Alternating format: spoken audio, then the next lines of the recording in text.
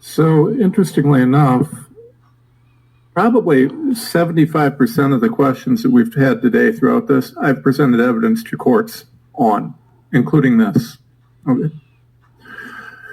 Going back to the VRBPAC FDA document that I mentioned from October of 2020, that document listed Guillain-Barré, encephalomyelitis. This is why I couldn't be a doctor. I have to say, transverse myelitis, stroke, convulsions, anaphylaxis, thrombocytopenia. All of these things that you're hearing about were listed not as side effects, but serious adverse events of special interest. Now, let me explain to you why that is. These were things that they were watching for and expected. In fact, if you go to the Pfizer documents, you see they were tracking this.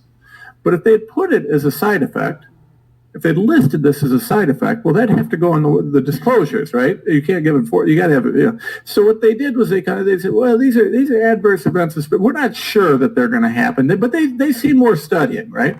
So you have a new disease, a new vaccine coming out, a new product with, was it 5 minutes of testing or did they develop in the mid-2010s? We don't really know. But what we do know is they had an expectation that these things would occur.